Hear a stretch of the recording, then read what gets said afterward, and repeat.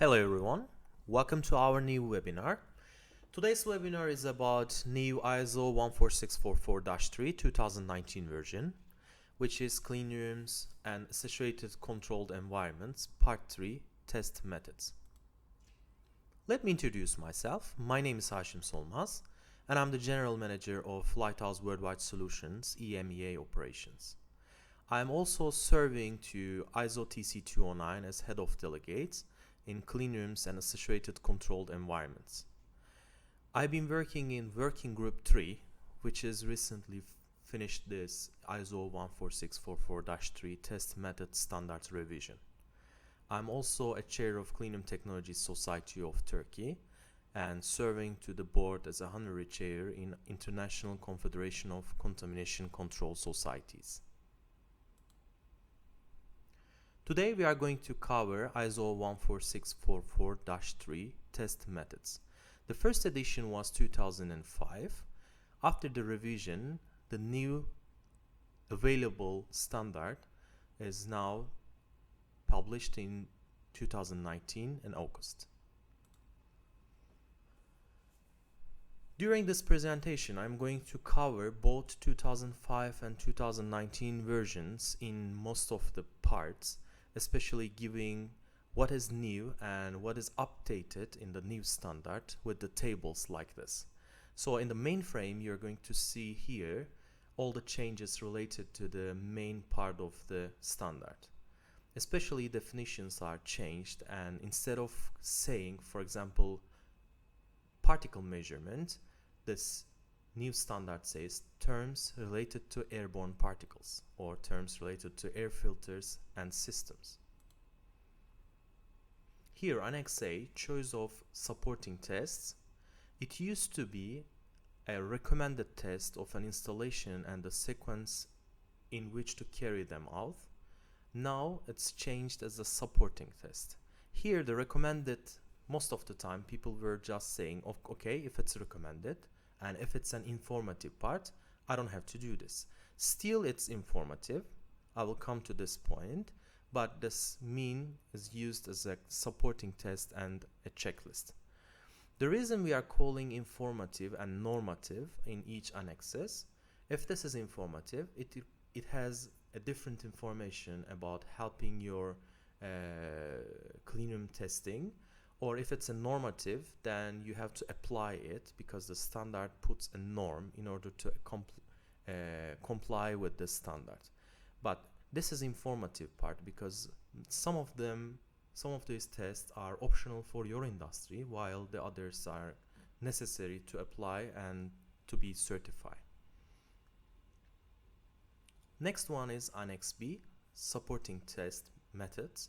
In Annex B, standard defines all the test methods related to these items. We will come later on. We will not seeing airborne particle counts anymore in ISO 14644-3 new edition.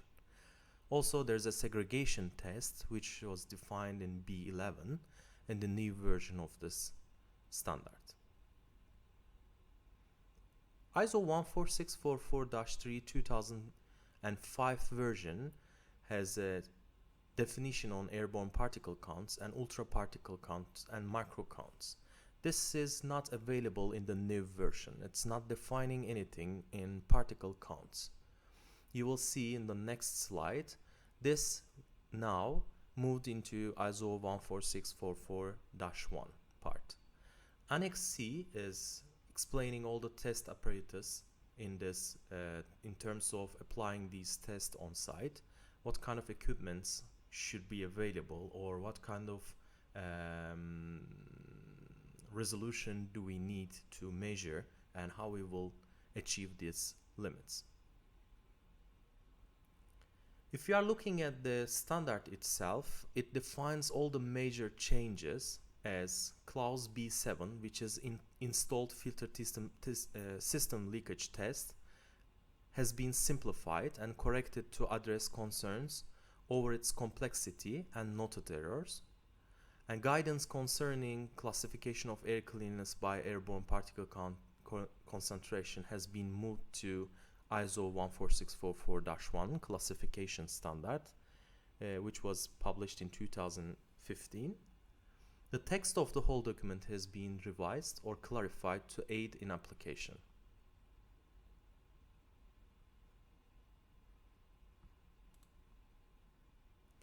Next one here, definition of test procedures. In 2005 version, we are seeing them as a required tests. All the required tests were defined in ISO 14644-1, and here in this required test for installation was particle counting. This means if you need to if you need to test your clean room, you have to verify that airborne particle count for classification and test measurement of clean rooms and clean air devices as the only required test.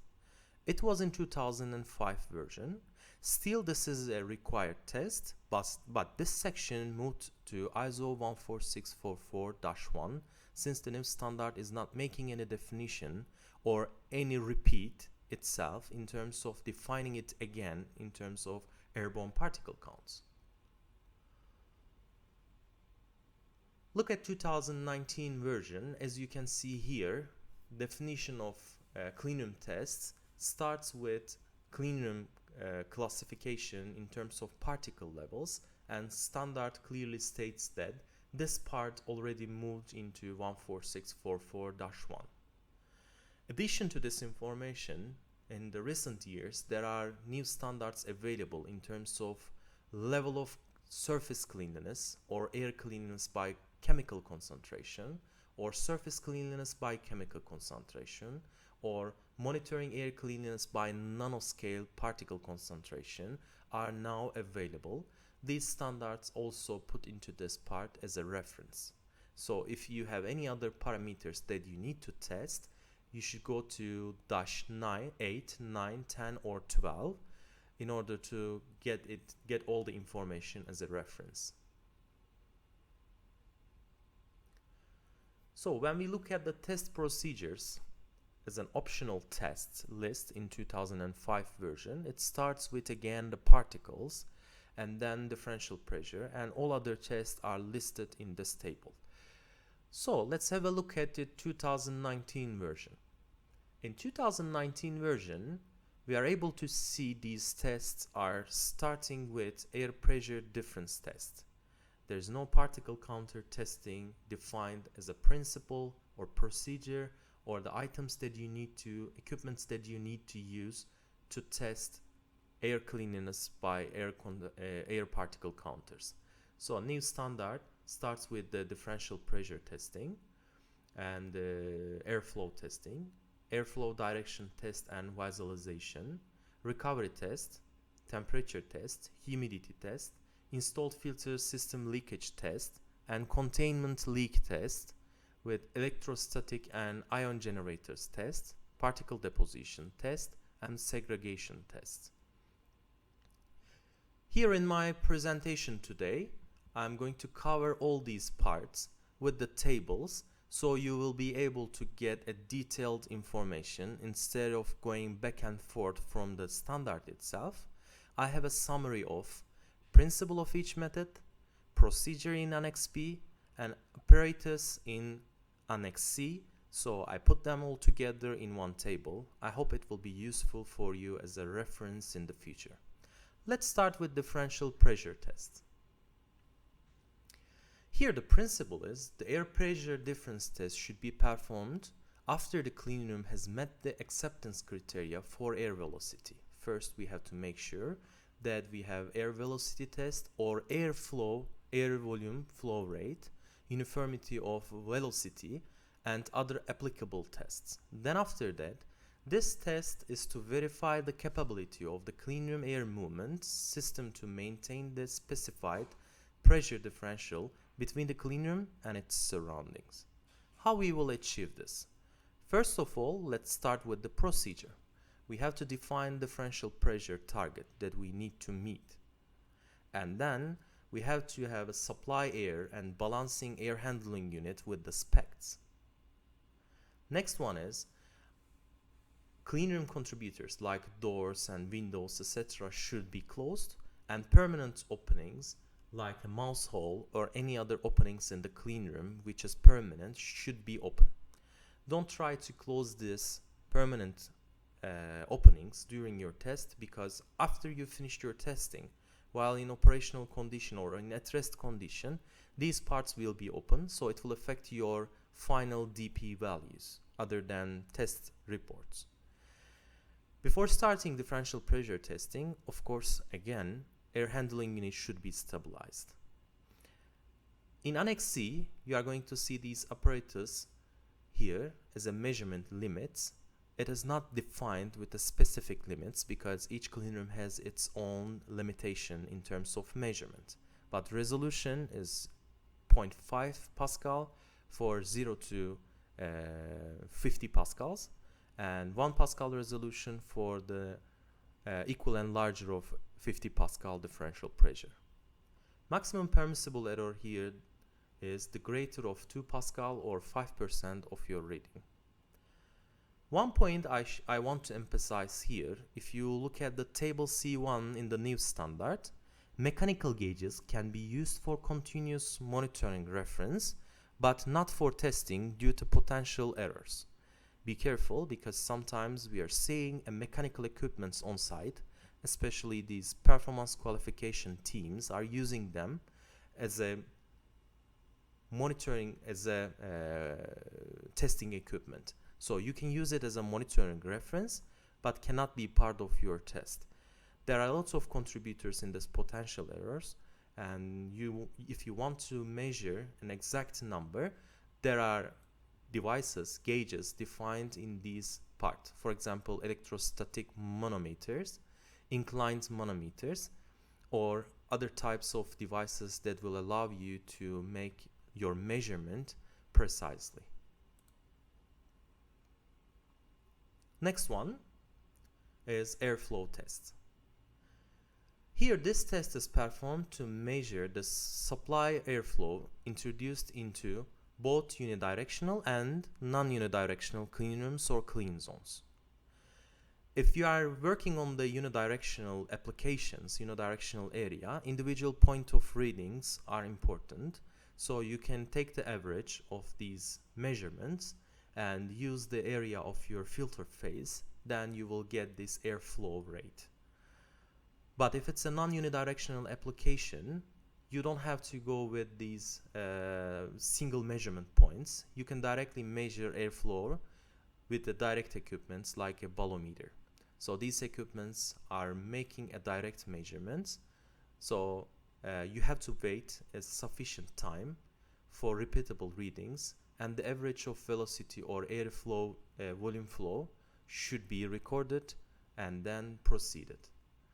Procedure here is to divide into measuring points, which we call grid cells, and to define minimum number of grids can be defined with the formula here.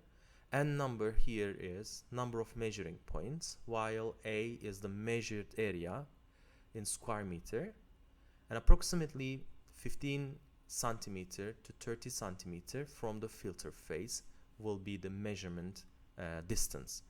But make sure that you are taking the same distance from the filter phase in every location. For example, not only the one filter, but in entire area, in order to calculate air change per hour number, you have to have a certain distance from the filter phase. If you decide, for example, 200 millimeter as a standard distance, don't wave into these numbers.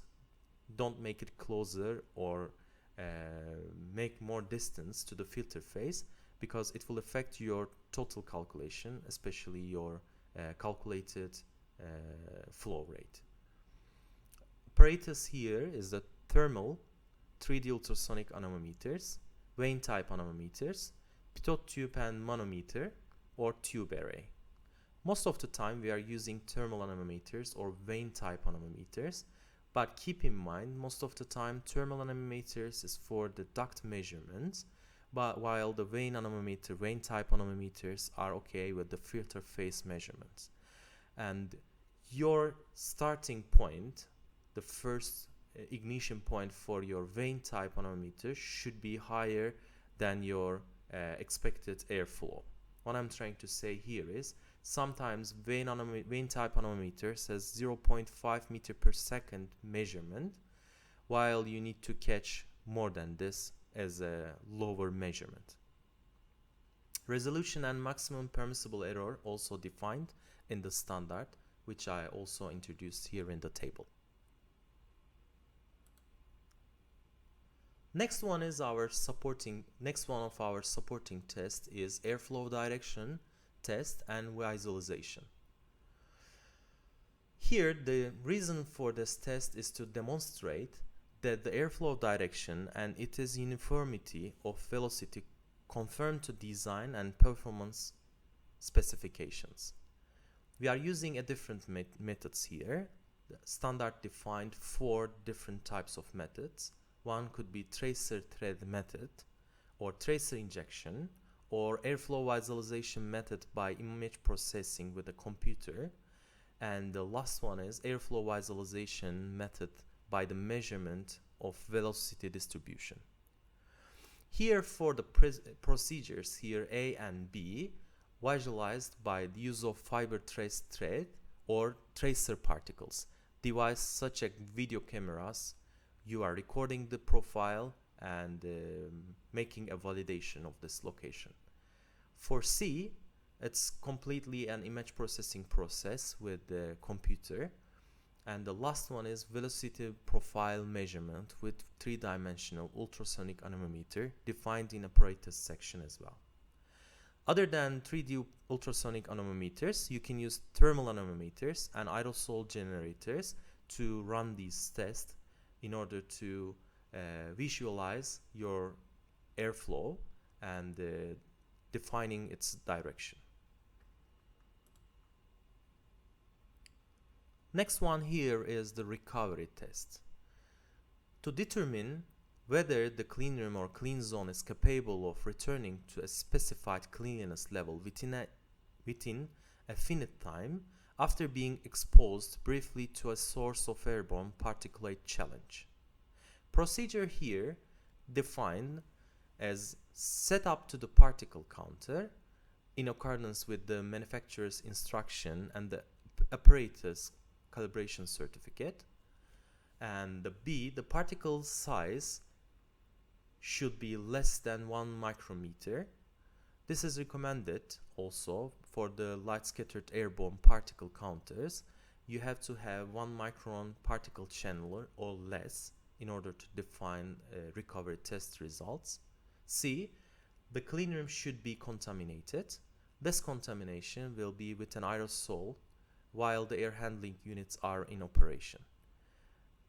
D, rise the initial particle concentration to more than 10 or 100 times. These are 2 options available in the standard now. This can be according to ISO 14644-1 2015 ISO cleanliness level, or you can select this 10 or 100 times more based on agreed cleanliness level by end user and the tester. E, not more than 1 minute intervals and record time and concentration. Every minute you have to record your time and your concentration together.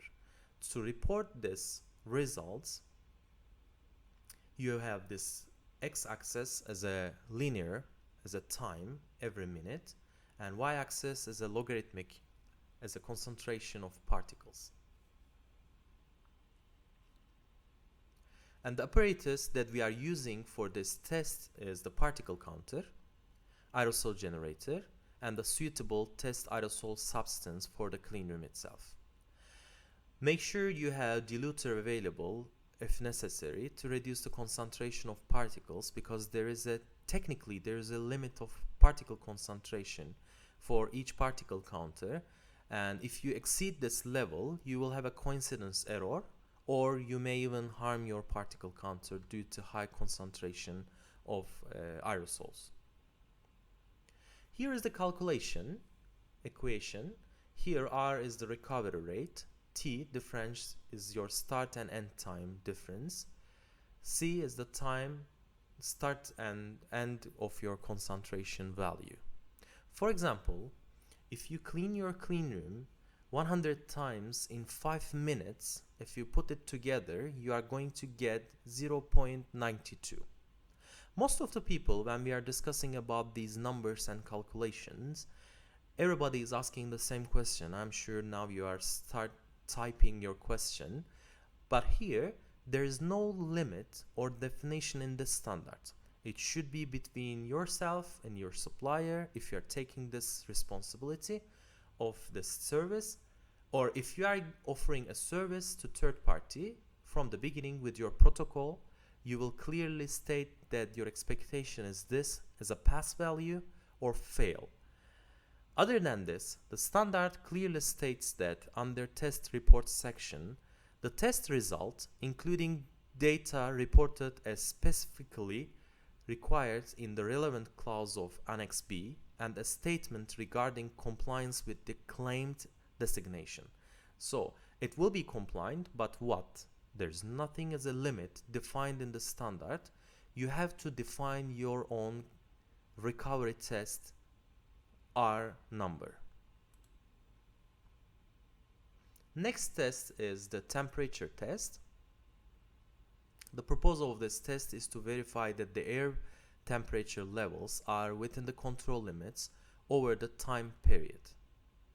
The temperature test should be performed using a sensor that has accuracy of defined in ISO 7726. Both in temperature and humidity test, this is the reference standard that you need to look up. The procedure defines different methods for testing, like expansion thermometers. This could be solid, liquids, or like a glass thermometer, or solid equipment inside you is a sensing element. Or electrical thermometers can be platinum resistors or thermistors, or you can use thermocouples or thermomanometers as a measurement apparatus.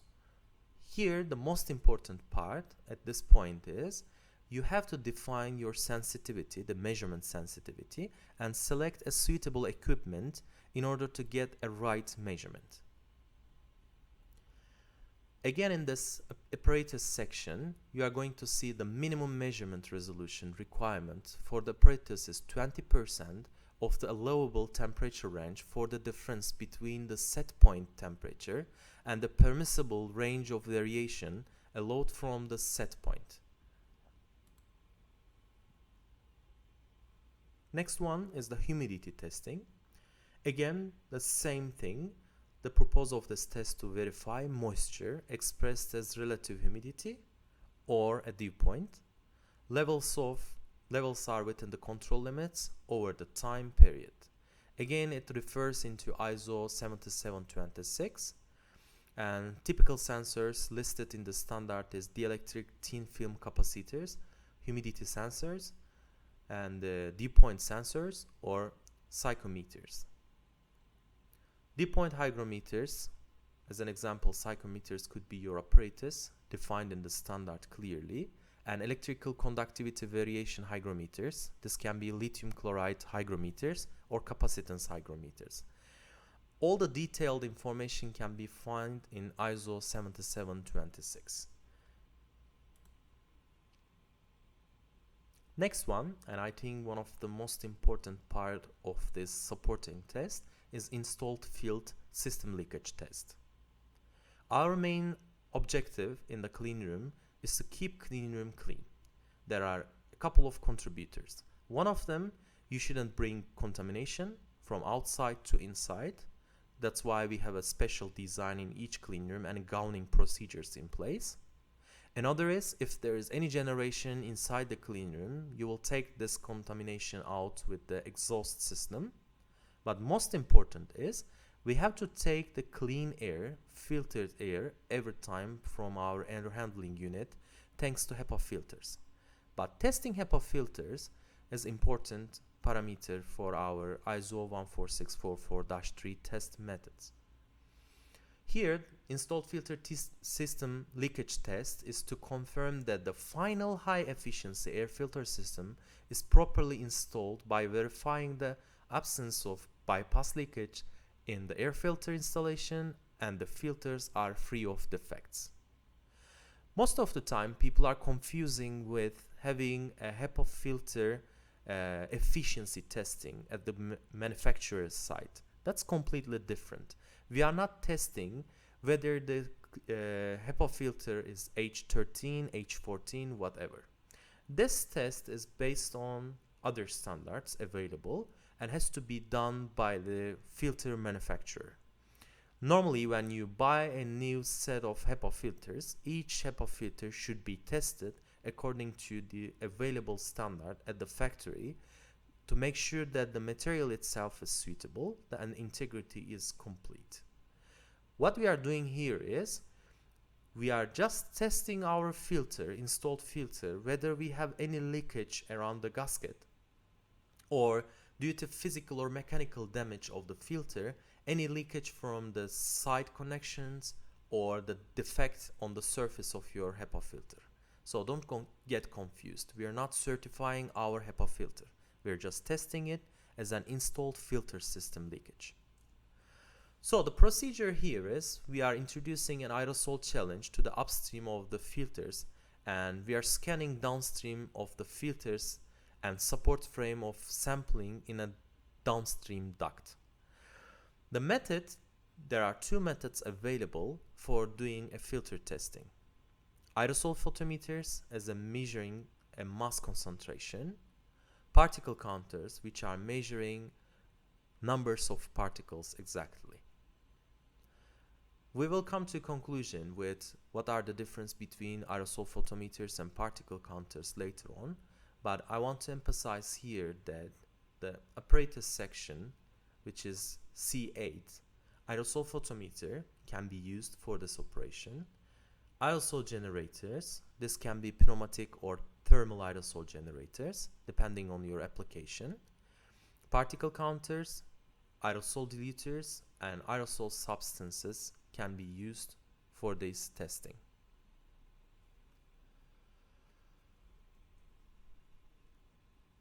Let's continue with the next one.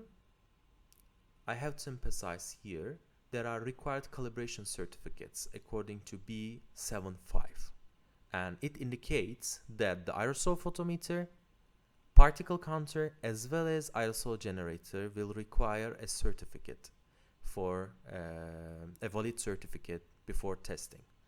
This aerosol generator will be quite challenging for sure, but the idea behind is a generation size of a particle should be verified. That's the main idea behind having an aerosol generator certified before using it inside.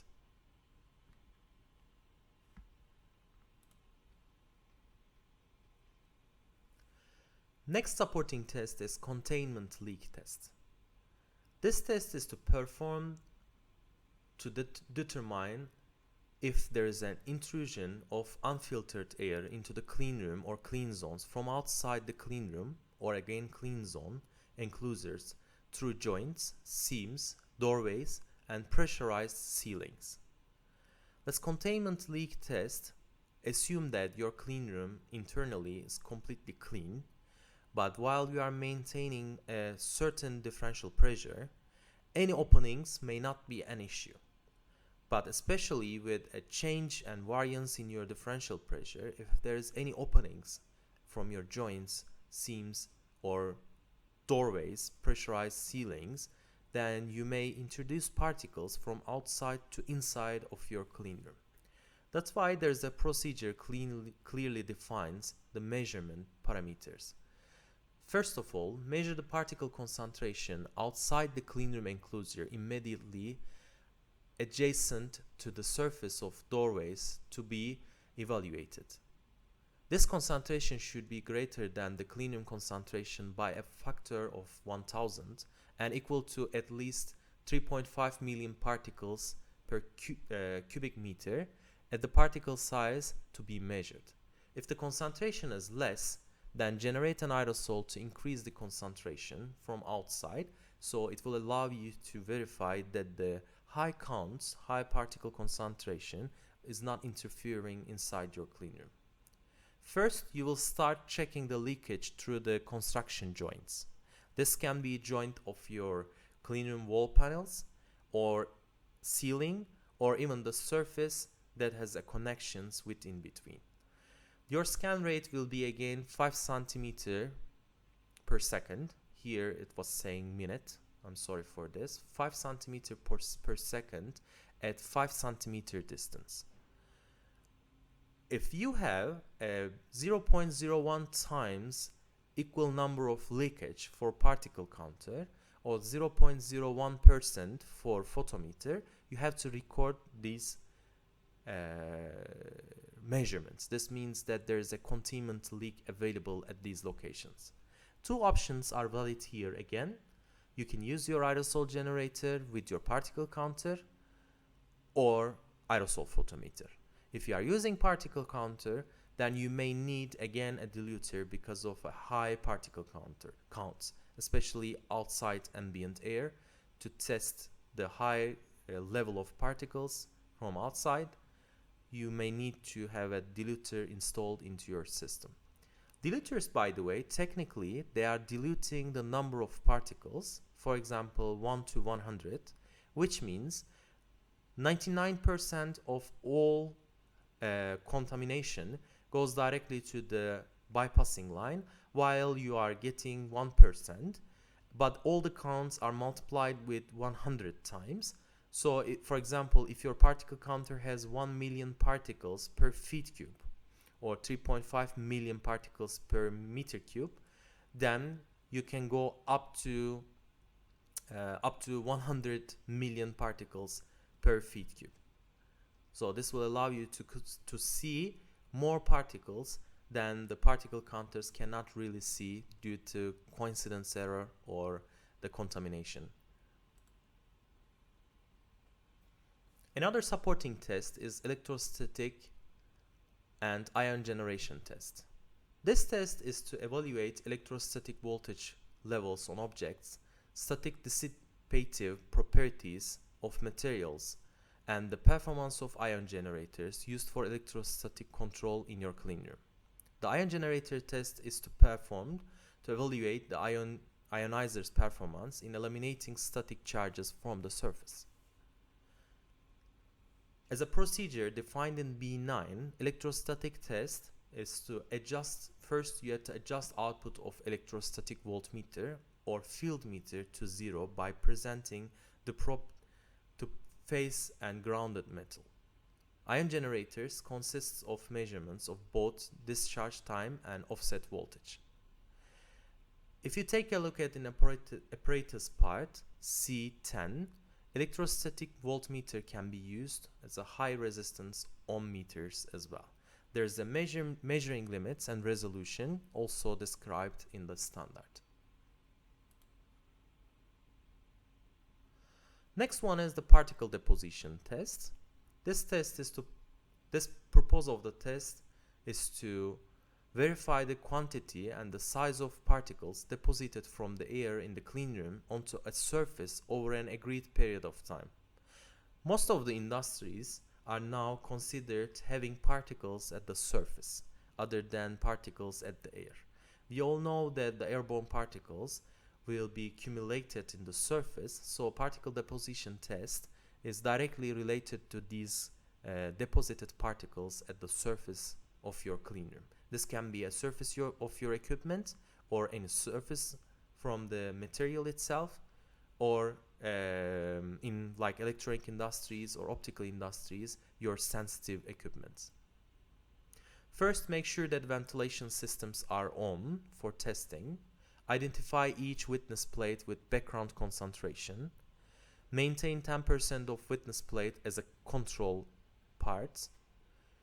Cover and transport all witness plates and make sure that you are not contaminating them before expose them to the environment. Next one, expose the test witness plate adjacent to the target surface. Determine the time intervals. Expose the witness plates in operational state, then cover them and make sure you are not exposing them anymore while you are transferring, and collect all the exposed witness plates. In apparatus section, different particle sizes starting from 0.01 micrometer, for example wafer surface scanners, you have a different types of equipments available to measure either online or through microscopes.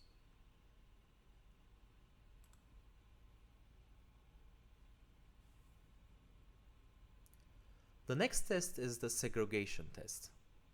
Principle here is the purpose of the test is to assess the separation effectiveness achieved by a specific airflow, challenging the lesser classified area with the particles and identify the particle concentration in the protected area and the other side of the segregation. How we are achieving this test? First of all, the sample time should be defined. This can be based on ISO 14644-1 2005, Annex A 4.4, and then start generating particles in the lesser classified side of the air,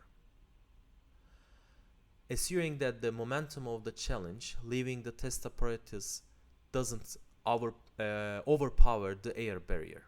The reason this B is explained because sometimes we are seeing aerosol generators with a high output are already achieving the highest flow rate into the surface, and you are not really testing your environment but overpowering the air barrier. We don't want to see this. We want to see a physical air barrier in between, so the aerosol you injected shouldn't really force this air barrier to the outside.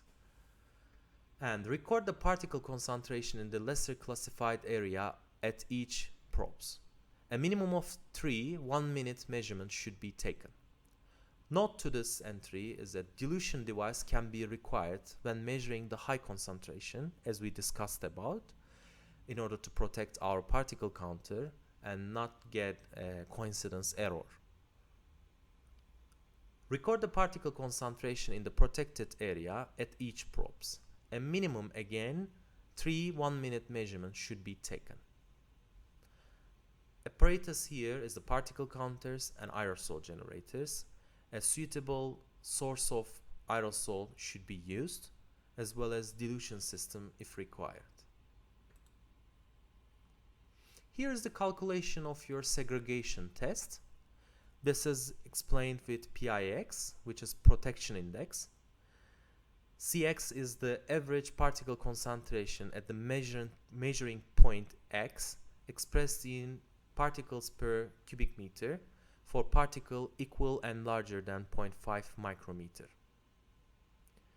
C reference is the reference particle concentration, again expressed in particle per cubic meter for particles equal and larger than 0.5 micron. This is your challenge concentration of the nearest reference particle counter. Guidance value here is 5 million particles in meter cube. I have one example here. If you have 10 times, for example, the cleanliness level inside other than the concentrated challenge concentration area, your PIX value become 1. While if you are cleaning it, for example, 3.5 times faster inside area, if your inside area is 3.5 times cleaner, then your PIX number become 1.54. Again, remember, setting up the value, you can easily define in your SOP that PIX number shouldn't be less than 1. However, this is not defined in the standard itself. This test methods are not defining any limits. As described in the section 5 test reports, the test result, including data reported as specifically required in the relevant clause of Annex B, and a statement regarding compliance with the claimed designation.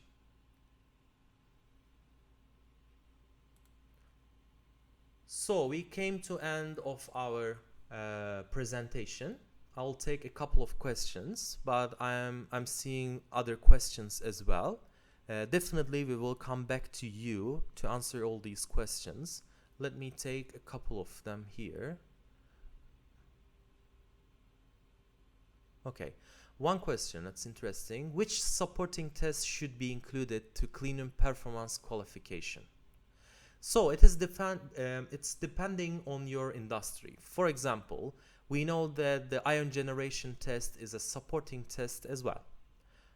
if you are in pharma industry, you don't need to maintain this test in your environment because it's not necessary for your application. However, it could be very critical for electronic industry.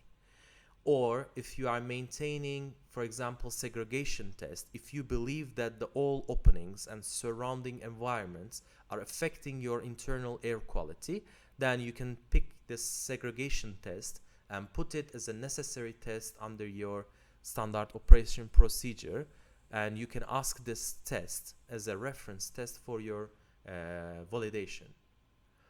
The next question is, which one you preferred for installed filter leak tests, aerosol photometer or particle counters?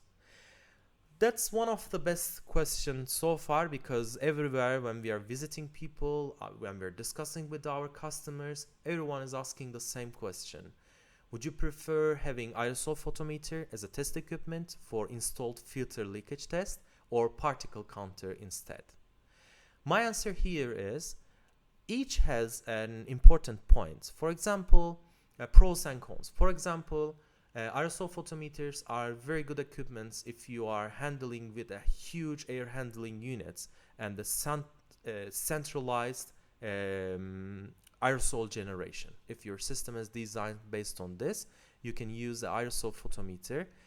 But if you are using particle counters, you will introduce less aerosol into environment. I can give you an example. 15 microgram per cubic meter should be introduced for aerosol photometers, while we are just required microgram of particles generated by a small micro-sized aerosol generators for particle counters.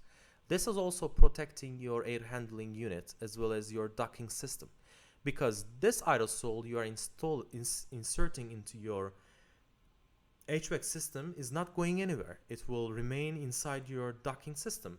If you want to test it, if you are using aerosol photometers, just open one of your duct, put your finger in, you will definitely get a greasy oil inside your HVAC system. This is not easy to clean and easy to maintain under these circumstances. However, particle counters, again, particle counter can see any kind of particles.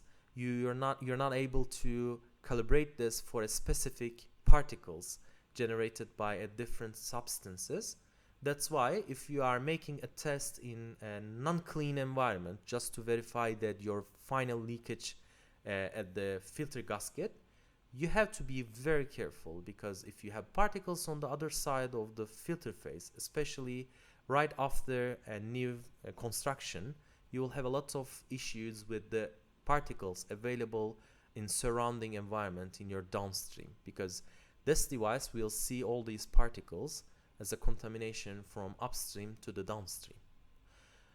And the method now developed for particle counters, as you all know, Lighthouse is offering ScanAir Pro systems. One of the pros of aerosol photometer was easy to use because the method of particle counter was quite complicated. However, this new product, Lighthouse ScanAir Pro device, can easily do this job with a handy unit. So this handy unit, with one click, you can move to upstream, test the upstream, and another click, you can start scanning your downstream. It's as easy as possible. The next question is, ISO's current release has some editorial errors. Yes, definitely. Unfortunately. And such as links and terminology, spelling errors, etc. Unfortunately, we have these issues in the new standard. The last November, we were in Chicago for discussing about the final release of this standard. There are all minor things, just an editorial issues. I'm sure in coming months, if you already bought your standard, you will receive another message saying that the standard has a new memorandum or a small changes which guiding you. This link has to be changed with this, or you will definitely get the new copy of the standard.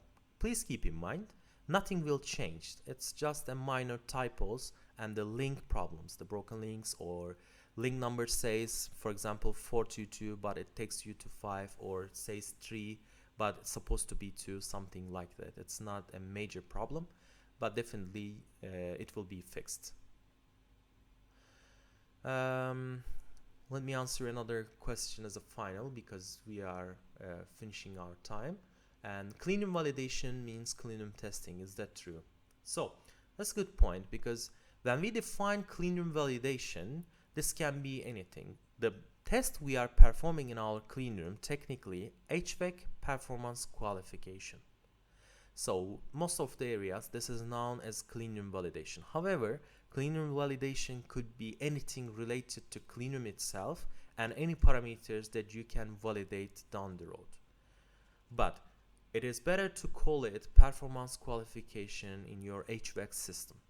So cleanroom testing, that's why, is looking much more suitable, because the standard is already explaining you cleanroom test methods. That's why calling it as a cleanroom testing seems better instead of calling it cleanroom validation. You have my mail address here, and also communication details and social media. Feel free to send any questions in. I will be getting back to you as soon as possible. And thank you for listening. And next month we will continue with another session with one of my colleagues will take care of it. But watch your inboxes, because we are sending invitations, and our marketing team is informing you with the new updates and new webinars. So we'll be seeing you in the next webinar. Thank you very much. Have a great day.